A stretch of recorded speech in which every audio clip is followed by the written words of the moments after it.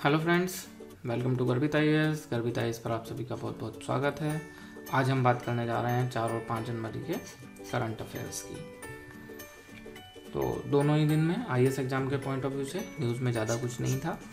जो एक चीज़ काम की थी वो थी यूनिवर्सल बेसिक आय योजना, और हम कहें काम की थी, इससे ज़्यादा बेहतर होगा, भविष्य में काम की हो सकती है अगर इस योजना को लाया जाता है। तो अभी इस तरह के कयास लगाए जा रहे हैं कि जो बजट आने वाला है उसमें यूनिवर्सल बेसिक इनकम स्कीम की घोषणा हो सकती है। तो थोड़ा सा इसको समझ लेते हैं कि ये है क्या।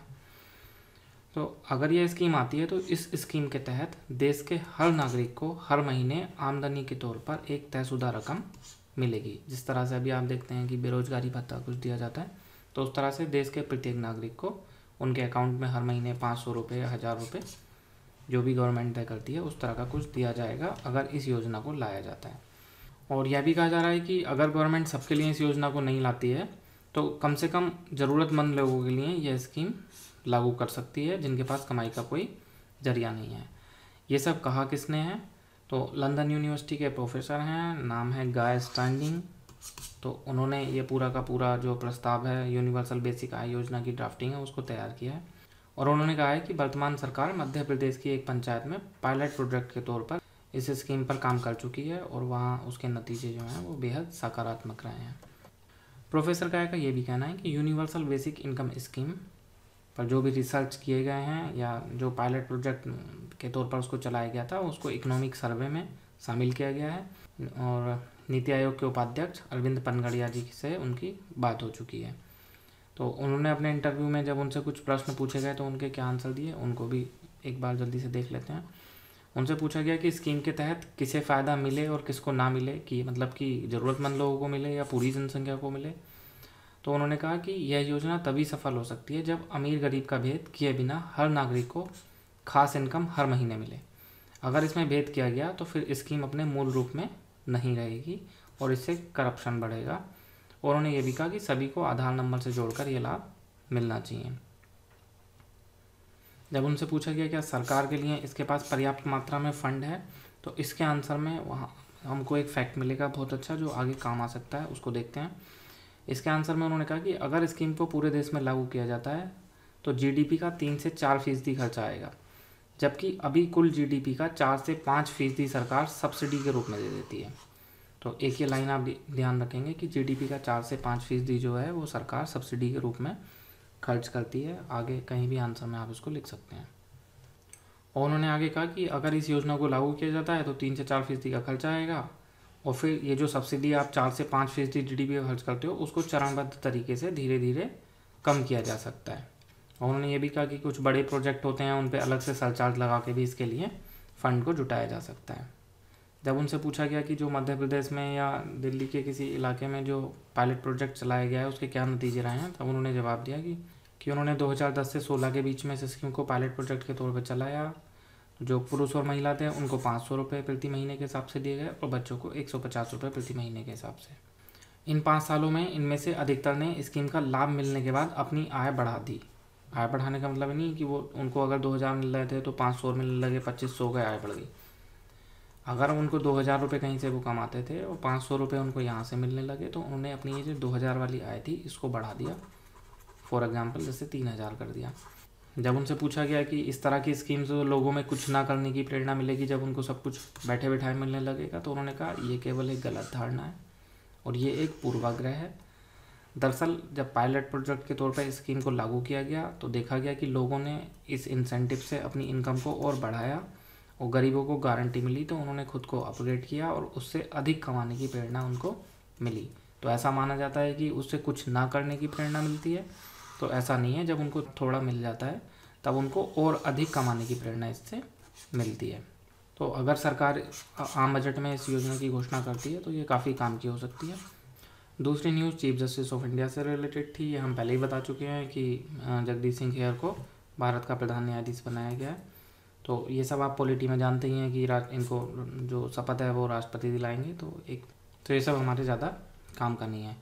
ये 2 लाइन ये भी कहीं काम नहीं आएंगी, लेकिन बेसिक अंडरस्टैंडिंग के लिए बता रहे हैं कि जो 2 बड़े डिसीजन अभी हाल ही में लिए गए थे, जैसे राष्ट्रीय न्यायिक नियुक्ति आयोग अधिनियम, आप सभी जानते हैं कि जो कॉलेजियम सिस्टम है जजों की नियुक्ति का, उसकी जगह लाया गया था NJAC, और इसको फिर सुप्रीम कोर्ट ने रद्द कर दिया था। तो इसको जो रद्द करने वाली संविधान पीठ थी उसकी अगुवाई भी न्यायमूर्ति खेहर ने की थी। और जो एक दूसरा बड़ा फैसला लिया गया था कि अरुणाचल प्रदेश में राष्ट्रपति शासन लगाए जाने को भी रद्द कर दिया था। ये हम अपने कल या परसों के लेक्चर में डिटेल में बता चुके हैं कि अरुणाचल प्रदेश का पूरा सिस्टम क्या था। और वहाँ आप जानते हैं पिछले 10-11 महीने में वहाँ 4 बार CM बदले जा चुके हैं, तो जिन्होंने नहीं देखा है वो वहाँ पे देख सकते हैं।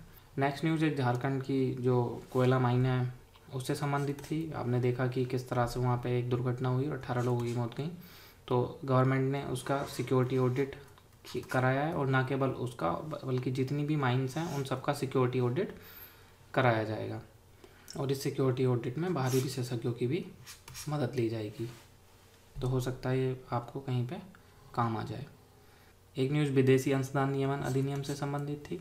न्यूज़ में था कि CBI ने सामाजिक कार्यकर्ता तीस्ता सीतलवाड़, उनके पति और उनकी एक कंपनी के खिलाफ विदेशी अनुदान नियमों के कथित उल्लंघन के सिलसिले में आरोप पत्र दाखिल किया है।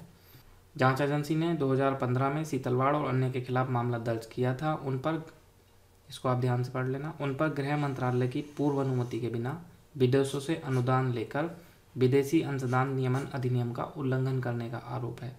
इसका मतलब उन्होंने गृह मंत्रालय की अनुमति के बिना वहाँ से ये लिया और इससे उन्होंने इस अधिनियम का उल्लंघन कर दिया। तो ये जो विदेशी अंशदान नियमन अधिनियम क्या है, यानी कि foreign contribution regulation act FCRA, तो ये अभी 27 और 28 दिसंबर के लेक्चर में हमने डिटेल में आपको बताया था कि FCRA 1976 और फिर उसमें कुछ संशोधन करके लाया गया FCRA 2010। ये इस बार प्रीलिम्स के लिए और मेंस के लिए बहुत बहुत महत्वपूर्ण है। अभी 27 और 28 दिसंबर को हमने आपको बताया कि NGO का जो रजिस्ट्रेशन है उसको रद्द करा जा रहा है।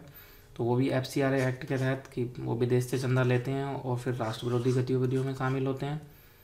तो अगर आप इसको डिटेल से देखना चाहते हैं तो जिन्होंने नहीं देखा है वो 27 और 28 दिसंबर के लेक्चर में देख सकते हैं, और जिन्होंने देख लिया है वो फिर भी इसको नहीं समझ पा रहे हैं तो वो दोबारा उस लेक्चर को देख सकते हैं।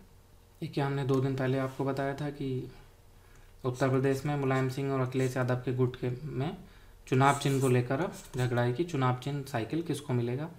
दोनों ही गुट ने निर्वाचन आयोग को अपने अपने दावे सौंपे हैं। तो हमने बताया था कि आपको ध्यान क्या रखना है प्रीलिम्स के हिसाब से कि इसके लिए किस प्रक्रिया को अपनाया जाता है। फिर हमने बताया था कि जैसे जैसे डेवलपमेंट होगा हम आपको बताते रहेंगे। तो अभी न्यूज़ में था कि निर्वाचन आयोग ने समाजवादी पार्टी के मुलायम सिंह और अखिलेश यादव गुट के चुनाव चिन्ह साइकिल पर अधिकार के दावे के निर्णय की प्रक्रिया शुरू कर दी है। आयोग ने कल शाम दोनों गुटों से कहा कि वे हस्ताक्षर युक्त हलफनामों के जरिए पार्टी प्रतिनिधियों, सांसदों, विधायकों तथा विधान परिषद के सदस्यों की ताकत दिखाएं कि किसके पास इनकी संख्या ज़्यादा है। और निर्वाचन आयोग ने दोनों गुटों को जवाब देने के लिए सोमवार तक का समय लिया है। उसके बाद में निर्वाचन आयोग फिर अपना फैसला लेगा। जैसे जैसे होगा हम आपको बताते रहेंगे। एक हल्की सी न्यूज़ भारत और चीन से संबंधित थी। भारत ने चीन से कहा है कि आतंकवाद से निपटने में विश्व के देशों की भावना का आदर करे। ऐसा क्यों कहा गया है कि आपने देखा कि जो जैसे मोहम्मद है उसके सरगना मसूद अजहर, इनको आतंकवादी घोषित करने के लिए भारत संयुक्त राष्ट्र में प्रस्ताव लाया और जिसका चाइना ने वीटो किया। तो ये बाधा खड़ी करने पर भारत के विदेश राज्य मंत्री MJ अकबर ने कहा कि भारत को उम्मीद है कि चीन इस मुद्दे की गंभीरता को समझेगा और आतंकवाद के खतरे से निपटने में सहयोग करेगा। और उन्होंने कहा कि चीन भी आतंकवाद की समस्या से अछूता नहीं है। एक छोटी सी न्यूज़ जो और काम आ सकती है प्रीलिम्स में, प्रकाश पर्व। क्वेश्चन आ सकता है कि प्रकाश पर्व किससे संबंधित है या प्रकाश पर्व क्या है। नीचे 2, 3, 4 ऑप्शन दे देंगे। UPSC इस तरह की छोटी छोटी चीज़ें भी अभी पिछले 2 साल में उसने पूछी हैं। जैसे कि जब नीति आयोग बना तब पूछ लिया था कि योजना आयोग की जगह जो नई संस्था है उसका नाम। तो इस तरह का छोटा छोटा भी कई बार पूछ लिया जाता है। तो प्रकाश पर्व क्या है? जो 10वें गुरु हैं, गुरु गोविंद सिंह साहब, उनकी जयंती देश भर में मनाई जा रही थी।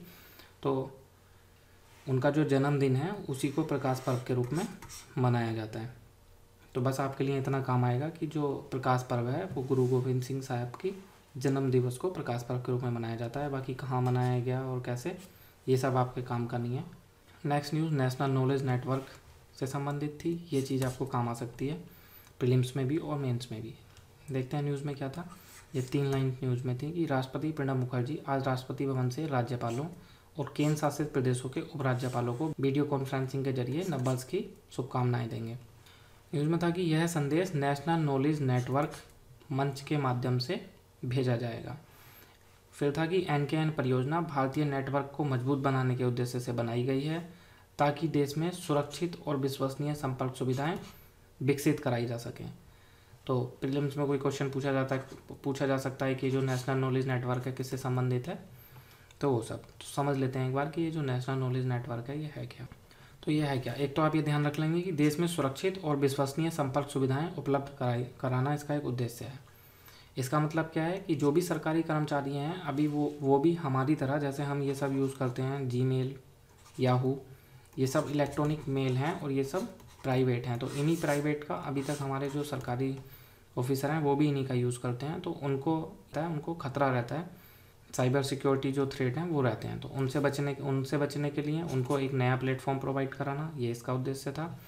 दूसरा, जितने भी हमारे उच्च शिक्षण संस्थान हैं, अनुसंधान केंद्र हैं, उन सबको एक साझे मंच का निर्माण करना, उनको इंटरनेट की हाई स्पीड प्रोवाइड करना, उसके लिए ऑप्टिकल फाइबर बिछाना, और जितने भी महत्वपूर्ण संस्थान हैं उनको उस ऑप्टिकल फाइबर के जरिए इंटरनेट की बेहतर स्पीड से जोड़ देना। इसको बोला गया था नेशनल नॉलेज नेटवर्क। इससे लाभ क्या होगा कि सपोज़ कीजिए यहाँ पे एक IIT है और ये कोई नॉन IIT इंजीनियरिंग कॉलेज है, तो यहाँ पे अगर कोई लेक्चर डिलीवर हो रहा है तो उसको ये लोग भी देख पाएंगे और उससे लाभ उठा पाएंगे।